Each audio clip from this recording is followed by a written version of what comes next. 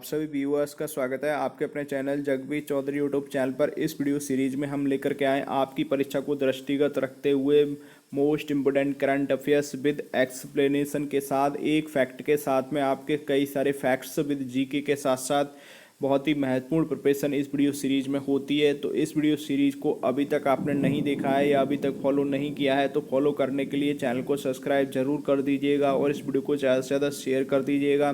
तो आप खुद एक बार इसको देखिए, आप खुद को आपको बिलीव हो जाएगा कि आपके प्रिपरेशन के लिए करंट अफेयर्स हम किस तरीके से तैयार कराते हैं। तो देखिए, सबसे पहले सरकार ने मानव हाथी टकराव पर राष्ट्रीय पोर्टल सुरक्षा का शुभारंभ किया, जिसके बारे में किसने किया है तो केंद्रीय पर्यावरण मंत्री कौन है, इस चीज़ को याद रखिएगा, प्रकाश जावड़ेकर ने इसकी जो है इस योजना को लॉन्च किया है। मानव हाथी टकराव पर एक राष्ट्रीय पोर्टल या राष्ट्रीय पोर्टल सुरक्षा को लॉन्च किया है। किसने लॉन्च किया है?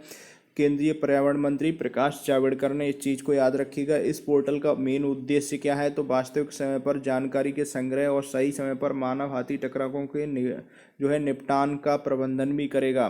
तो इस चीज़ को भी याद रखिएगा कि इसका उद्देश्य क्या है मानव हाथी सुरक्षा पोर्टल, राष्ट्रीय पोर्टल का। तो देखिए, सही समय पर मानव हाथी टकरावों के निपटान का प्रबंधन भी करेगा और जानकारी के संग्रहण के लिए इसका उद्देश्य में। साथ ही पोर्टल डेटा संग्रह प्रोटोकॉल, डेटा ट्रांसमिशन पाइपलाइन और डेटा विजुअलाइजेशन टूल सेट करने में भी मदद करेगा।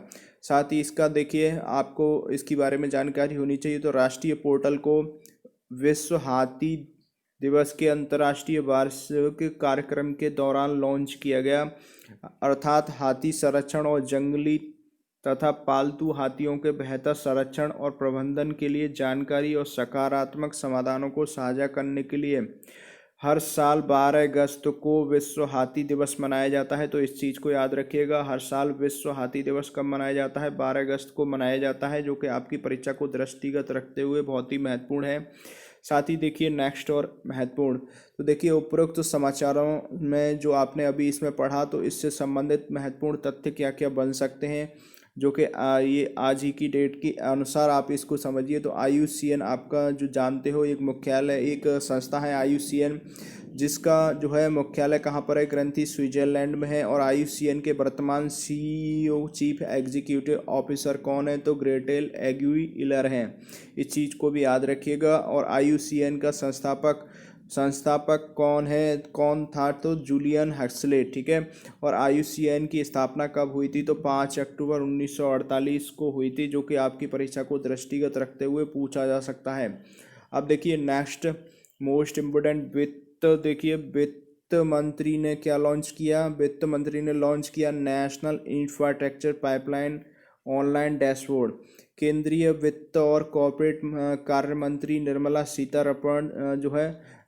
सीतारमण द्वारा, तो आप सभी जानते हो कि वर्तमान में केंद्रीय वित्त मंत्री और कॉर्पोरेट कार्य मंत्री कौन है? निर्मला सीतारमण है, जो कि दूसरी महिला वित्त मंत्री हैं। इसके बारे में भी आपको जानकारी होनी चाहिए। और सबसे अधिक बजट, सबसे ज़्यादा भाषण देने वाली कौन है? अब तक की बजट में सबसे ज़्यादा लंबा भाषण देने वाली निर्मला सीतारमण है। इसके बारे में भी आपको जानकारी होनी चाहिए। तो निर्मला सीतारमण द्वारा राष्ट्रीय अवसंरचना पाइपलाइन NIP ऑनलाइन डैशबोर्ड का उद्घाटन किया गया है। लॉन्च किया गया प्लेटफॉर्म NIP नए भारत में बुनियादी ढांचा और परियोजनाओं की जानकारी के लिए सभी हितधारकों के लिए वन स्टॉप समाधान के रूप में कार्य करेगा। इस मंच को आत्मनिर्भर भारत की दिशा और एक कदम माना जा रहा है। National infrastructure pipeline online dashboard परियोजनाओं की तैयारी में सुधार, निवेश घरेलू और विदेशी दोनों को बुनियादी ढांचे में आकर्षित करेगा और भारत निवेश ग्रिड IIG पर होस्ट किया जाएगा। साथ ही IIG एक ऑनलाइन प्लेटफॉर्म है जो वैश्विक निवेशक और समुदाय को देश में अद्यतन वास्तविक समय के निवेश के अवसरों के बारे में जानकारी प्रदान करता है। अब इससे संबंधित ये देखिए थर्ड वाले पे आ जाइए। अब ये आपने देखा तो इसके बारे में क्या देखा, देखिए तो वित्त मंत्री ने क्या लॉन्च किया है निर्मला सीतारमण ने, इस चीज़ को याद रखिएगा, national infrastructure pipeline online dashboard, ठीक है। इससे संबंधित इतनी जानकारी दी। अब देखिए कोविड-19 जो कि बहुत ही महत्वपूर्ण ये न्यूज है, 101% आपसे परीक्षा में पूछा जाएगा। तो देखिए रूस कोविड-19 वैक्सीन रजिस्टर करने वाला अब तक का पहला देश बना है। ठीक है, अब इसके बारे में जान लीजिए। तो रूस के राष्ट्रपति ने अभी हाल ही में घोषणा करी है। क्या घोषणा की है? देश में तैयार की गई स्पुतनिक स्पुतनिक 5 अर्थात स्पुतनिक वी नामक कोविड-19 वैक्सीन को इस्तेमाल के लिए सफलतापूर्वक पंजीकृत कर लिया गया है। जो कि इस वैक्सीन का नाम इन्होंने किस पर रखा है? स्पुतनिक 1 बोल सकते हो इसे। ठीक है, तो स्पुतनिक जो उपग्रह सबसे पहले छोड़ा गया था अंतरिक्ष में रूस के द्वारा, उसके आधार पर स्पुतनिक नाम इसका रख दिया है रसिया ने। रूस के स्वास्थ्य मंत्रालय ने मॉस्को के गोमिया इंस्टीट्यूट द्वारा विकसित दुनिया की पहली कोविड-19 वैक्सीन के लिए नियामक मंजूरी दे दी है। इसके साथ ही रूस कोरोना वायरस वैक्सीन पंजीकृत करने वाला पहला देश बन गया है विश्व में। कोविड-19 वैक्सीन परीक्षण के दौरान सभी मानदंडों पर खरी उतरी और ये कोरोना वायरस से पूरी तरह से जो है सुरक्षा यानी इम्यूनिटी को बनाए रखने का काम करती है। साथ ही हालांकि ये देश विदेश के कई वैज्ञानिकों के चरण 3 परीक्षणों से पहले वैक्सीन को पंजीकृत करने के विकल्प पर कई सवाल उठाए हैं उन्होंने, जो आमतौर पर कई महीनों तक हजारों व्यक्तियों पर किया जाता है। उपरोक्त समाचारों से क्या क्या न्यूज आ सकती है जो कि आपको रूस से संबंधित जानकारी रखनी चाहिए? तो देखिए, रूस के राष्ट्रपति वर्तमान में कौन है जिन्होंने घोषणा करी है कि सबसे पहली वैक्सीन उनकी बेटी को लगी है? उन्होंने ये घोषणा करी है ट्विटर पे। और रूस की राजधानी क्या है? मॉस्को। इस चीज़ को याद रखिएगा। रूस के राष्ट्रपति व्लादिमीर पुतिन, रूस की राजधानी मॉस्को है। ठीक है, उसके साथ ही देखिए नेक्स्ट और इम्पोर्टेंट जानकारी जो आपको रखनी चाहिए आपकी परीक्षा की दृष्टिगत। देखिए, वॉल्टर रोजर मार्टेस रुइज बने पेरू के नए पीएम।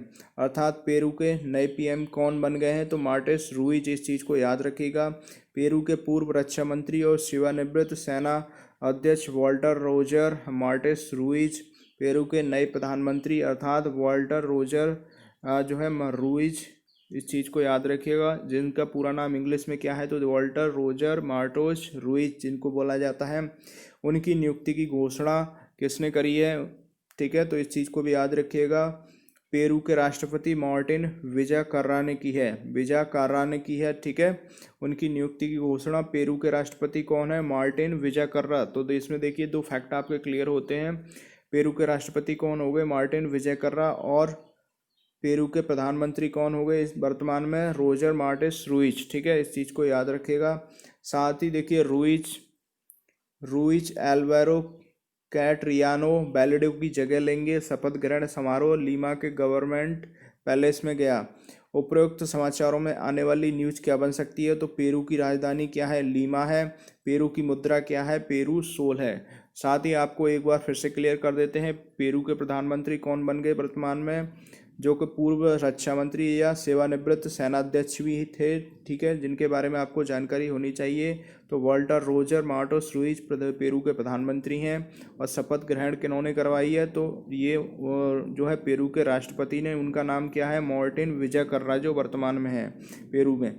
अब देखिए नेक्स्ट क्या है? 5th नंबर पर most important, Mohamed Ould Bilal को बनाया गया मॉरिटानिया का नया प्रधानमंत्री। मोहम्मद ओल्ड बिलाल को मॉरिटानिया का नया प्रधानमंत्री नियुक्त किया गया है। यह नियुक्ति मॉरिटानिया के राष्ट्रपति मोहम्मद ओल्ड गजोनी द्वारा की गई है। मोहम्मद ओल्ड बिलाल एक अनुभवी सार्वजनिक प्रशासक है और देश की राष्ट्रीय जल एजेंसी के प्रमुख। साथ ही वे राष्ट्रपति के सहयोगी और एक कैबिनेट मंत्री के रूप में भी कार्य कर चुके हैं। तो मॉरिटानिया के प्रधानमंत्री के रूप में मोहम्मद ओल्ड बिलाल की नियुक्ति पूर्व प्रधानमंत्री किसने करी है? इस्माइल ओल्ड शेख सिदिया और उनकी पूरी सरकार के इस्तीफे के बाद की गई है। उपरोक्त समाचारों से आने वाली न्यूज़ क्या बन सकती है? तो आपको एक चीज़ याद रखनी है कि मोहम्मद ओल्ड बिलाल को बनाया गया मॉरिटानिया का नया प्रधानमंत्री। जो कि आपसे पूछा जा सकता है, मॉरिटानिया का नया प्रधानमंत्री किसे बनाया गया है? मोहम्मद ओल्ड बिलाल को।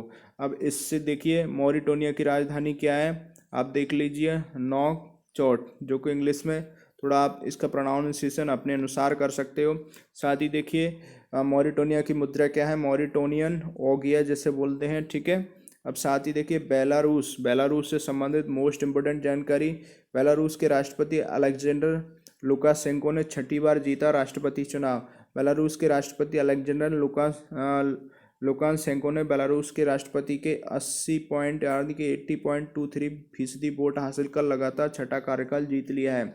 तो बेलारूस के राष्ट्रपति कौन बन गए हैं? Alexander Lukashenko. इस चीज़ को याद रखिएगा। साथ ही देखिए, इन चुनावों में लुकाशेंको के मुख्य प्रतिद्वंदी पूर्वी अंग्रेज शिक्षक स्वेतलाना या तचिनोस्क्या को केवल कितने फीसदी वोट मिले हैं? 9.9% वोट मिले हैं। ठीक है, जबकि बेलारूस के अलेक्जेंडर लुकाशेंको को कितने? 80.23। ठीक है, सबसे अधिक वोट मिले।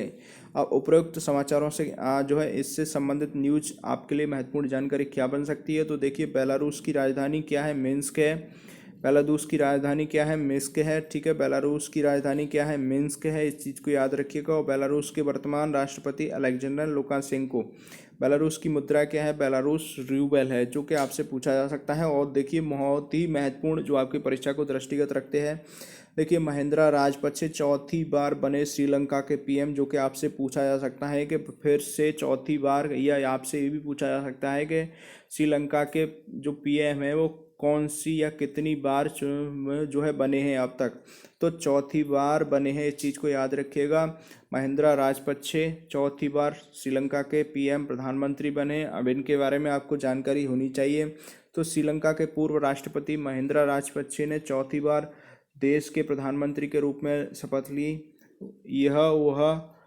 यह कारनामा उनकी पार्टी की 5 अगस्त 2020 को संसदीय चुनावों में शानदार जीत हासिल करने के बाद हुआ। महिंद्रा राजपक्षे को 9वीं संसद के लिए उनके छोटे भाई और राष्ट्रपति गोतबाया राजपक्षे ने पद की शपथ ऐतिहासिक बौद्ध मंदिर केलानिया में राज महाविहार उत्तरी कोलंबो उपनगर में दिलाई। इस चीज़ को भी याद रखिएगा। तो चौथी बार श्रीलंका के प्रधानमंत्री कौन बने हैं? महिंद्रा राजपक्षे 9वीं संसद के लिए, ठीक है, चुने गए हैं। जो कि आपको बस सिर्फ इतना याद रखना है कि श्रीलंका में वर्तमान में चौथी बार प्रधानमंत्री महिंद्रा राजपक्षे बने। अब इनसे संबंधित क्या बन सकती है आपके लिए महत्वपूर्ण जानकारी क्या है? तो दो अन्य तथ्य जान लीजिए जो आपके सामान्य ज्ञान को भी अच्छा करते हैं। तो देखिए, श्रीलंका के राष्ट्रपति वर्तमान में कौन है? गोतबाया राजपक्षे। श्रीलंका की राजधानी श्री जयवर्धनेपुरम कोटे। श्रीलंका की मुद्रा श्रीलंकाई रुपया। इस चीज़ को याद रखिएगा। श्रीलंका के राष्ट्रपति गोतबाया राजपक्षे और श्रीलंका के प्रधानमंत्री महिंद्रा राजपक्षे। ठीक है, अब इससे संबंधित आपको पूरे करंट के बारे में अच्छे से देखा। अब देखिए नेक्स्ट, आत्मनिर्भर मध्य प्रदेश स्वास्थ्य और शिक्षा शीर्षक पर वेबिनार का हुआ आयोजन।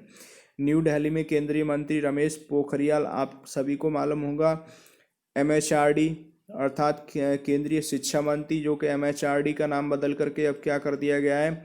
एजुकेशन में जो है शिक्षा मंत्रालय कर दिया गया। इसको आपको पता होना चाहिए। मानव संसाधन विकास मंत्रालय का नाम बदल करके शिक्षा मंत्रालय, नई शिक्षा नीति के अंतर्गत। ठीक है, अब शिक्षा मंत्री रमेश पोखरियाल हैं वर्तमान में। ठीक है, निशंक, रमेश पोखरियाल निशंक उनका पूरा नाम है। आत्मनिर्भर मध्य प्रदेश, इन्होंने क्या किया है? मध्य प्रदेश स्वास्थ्य शिक्षा शीर्षक पर वेबिनार का आयोजन किया। स्वास्थ्य शीर्षक पर एक वेबिनार का उद्घाटन किया। ठीक है, अब इनके बारे में वेबिनार को आत्मनिर्भर भारत कार्यक्रम के अंतर्गत मध्य प्रदेश के लिए देश भर के विशेष या विषय विशेषज्ञों के साथ शिक्षा और स्वास्थ्य जैसे विषयों पर चर्चा के लिए आयोजित किया गया।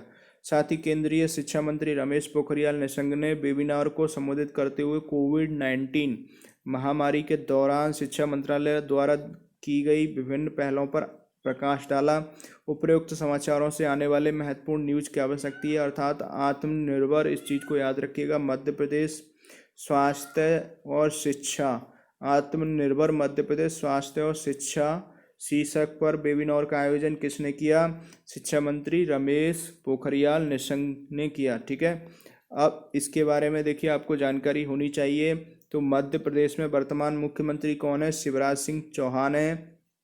राज्यपाल कौन है? आनंदीबेन पटेल हैं, जो कि लालजी टंडन जी के स्थान पर अभी हाल ही में उनके जो है निधन होने पर इनको अतिरिक्त कार्यभार सौंपा गया है, जो कि उत्तर प्रदेश की राज्यपाल पहले से ही हैं। ठीक है।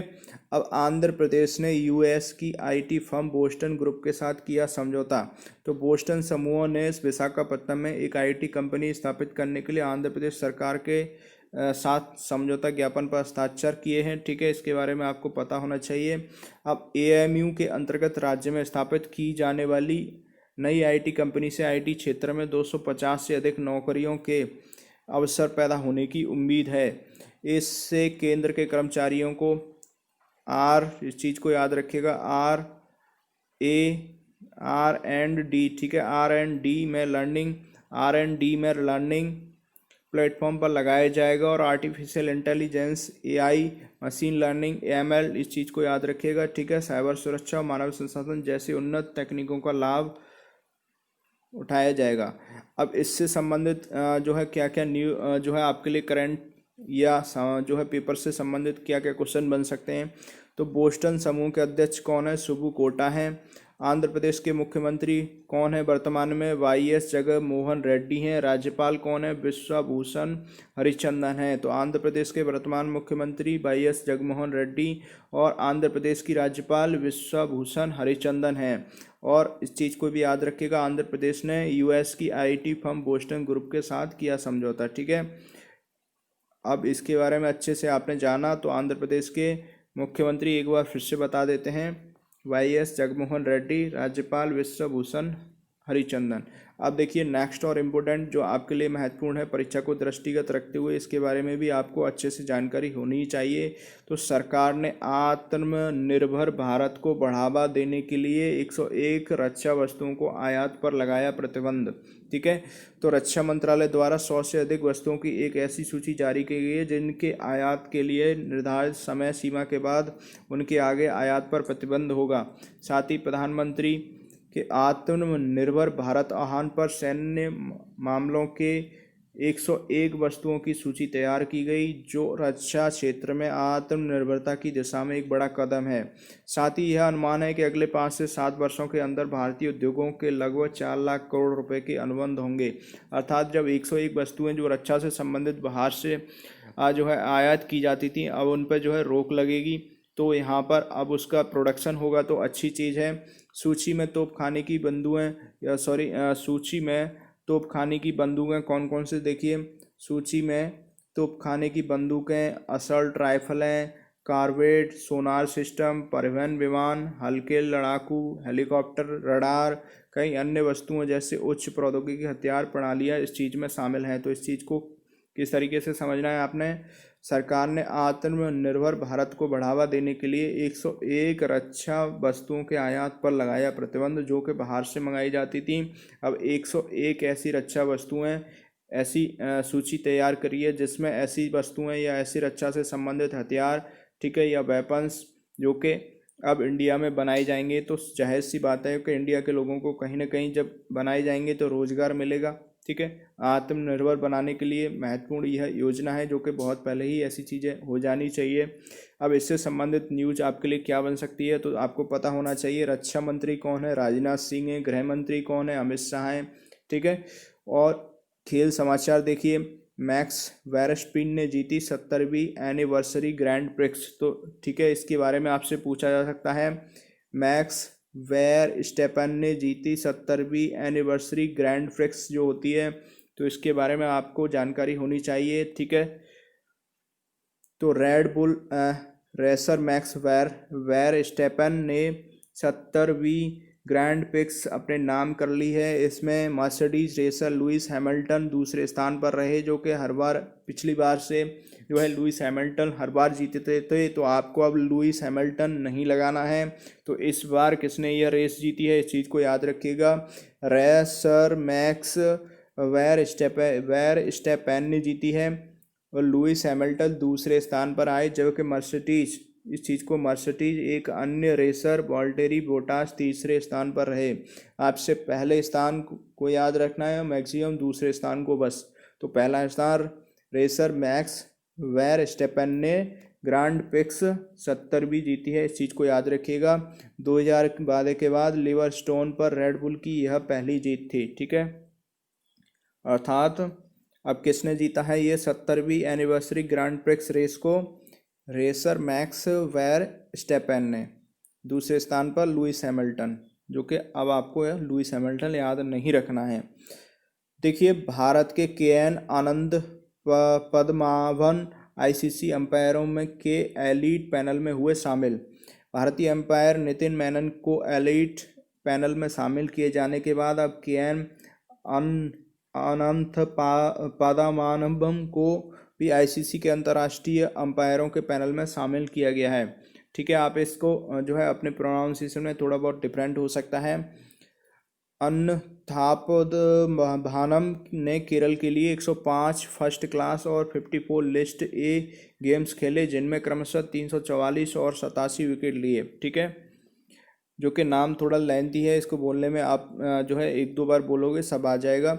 अब देखिए, इससे संबंधित आपके लिए इसके अलावा उनके नाम 3 प्रथम श्रेणी शतक और 8 अर्धशतक भी हैं। ठीक है, अब आईसीसी के वर्तमान सीईओ कौन है? मनु साहनी है। आईसीसी का मुख्यालय दुबई और संयुक्त अरब अमीरात है। आईसीसी के अध्यक्ष इमरान ख्वाजा अंतरिम हैं। ठीक है, अब निधन से संबंधित जानकारी आपको होनी चाहिए। तो अभी आपने क्या देखा, तो भारत के एन अनंत पद्मानाभन आईसीसी एम्पायरों के एलीट पैनल में हुए शामिल। ठीक है, अब देखिए नेक्स्ट किसका निधन हो गया है, जो आपको इसके बारे में जानकारी होनी चाहिए। तो पूर्व भारतीय फुटबॉलर मनी तोम्बी सिंह का निधन। भारत के पूर्व डिफेंडर और मोहन बागान के कप्तान मनी तोम्बी सिंह का निधन हो गया।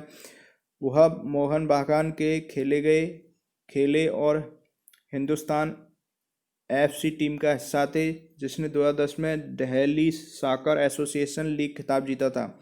मनी तोम्बी भारत के लिए 2002 में वियतनाम में एलजी कप खेले थे। साथ ही देखिए, यह मुख्य कोच के रूप में स्टीफन कॉन्स्टेंटाइन का पहला टूर्नामेंट था जब टाइटल के लिए वरिष्ठ राष्ट्रीय टीम के 31 साल के इंतजार को समाप्त किया। वह 2002 बुसान और एशियाई खेलों में भारतीय टीम का भी हिस्सा थे। अब विविध समाचार जो कि आपको इसके बारे में संबंधित जानकारी होनी चाहिए, कौन कौन से, तो देखिए डायल ने अंतर्राष्ट्रीय यात्रियों के लिए विकसित किया ऑनलाइन एयर सुविधा portal. Delhi international airport limited ने भारत वाद्य अंतर्राष्ट्रीय यात्रियों के लिए एयर सुविधा नामक एक नया वेब पोर्टल लॉन्च किया है। इस ऑनलाइन पोर्टल को विभिन्न राज्य सरकारों, नागरिक उड्डयन मंत्रालय, स्वास्थ्य और परिवार कल्याण मंत्रालय,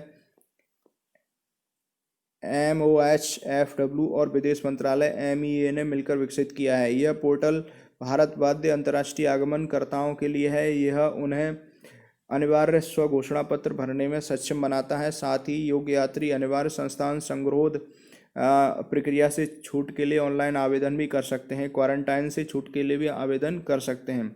साथ ही उनके समाचार, इससे संबंधित क्या न्यूज बन सकती है, तो केंद्रीय स्वास्थ्य और परिवार कल्याण मंत्री कौन है? डॉक्टर हर्षवर्धन। इस चीज़ को याद रखिएगा। तो केंद्रीय स्वास्थ्य और परिवार कल्याण मंत्री डॉक्टर हर्षवर्धन।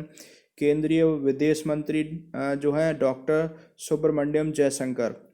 केंद्रीय विदेश मंत्री डॉक्टर सुब्रमण्यम जयशंकर। ठीक है, इसके बारे में एक बार फिर से आपको रिवीजन इसके बारे में करा देते हैं। तो देखिए, डायल ने अंतर्राष्ट्रीय यात्रियों के लिए विकसित किया ऑनलाइन एयर सुविधा पोर्टल। ठीक है, इस चीज़ को याद रखिएगा, जो कि अंतर्राष्ट्रीय जितने भी यात्री हैं उनके लिए एयर सुविधा नामक एक वेब पोर्टल लॉन्च किया है। ठीक है, अब इसके बारे में किस किसने इसको मिलकर के लॉन्च किया है, जो कि आपको परीक्षा में पूछा जा सकता है, इसके बारे में आपको जानकारी होनी चाहिए।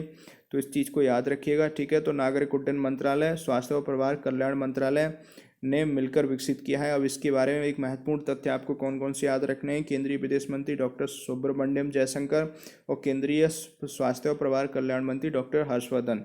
तो इस वीडियो सीरीज में आपने कंप्लीट महत्वपूर्ण करंट अफेयर्स को देखा विद एक्सप्लेनेशन के साथ, और अब आसानी से ये जो है आपसे पूछा जाएगा। इससे कोई भी क्वेश्चन बनता है तो आप आसानी से कर पाओगे। साथ ही इसकी PDF फॉर्मेट फ्री में प्राप्त करने के लिए अभी तक आपने टेलीग्राम ग्रुप को ज्वाइन नहीं किया है, जो कि डिस्क्रिप्शन में उसकी लिंक दी है, तो उस ग्रुप को ज़रूर ज्वाइन कर लीजिए। उसकी लिंक को ज़्यादा से ज़्यादा शेयर कर दीजिए। इस वीडियो को शेयर कर दीजिए, इस वीडियो को लाइक कर दीजिए, और साथ ही आप उसे ज्वाइन कर लेंगे जब up to date daily basis पर आपको PDF फॉर्मेट उसमें आपको मिल जाया करेंगे।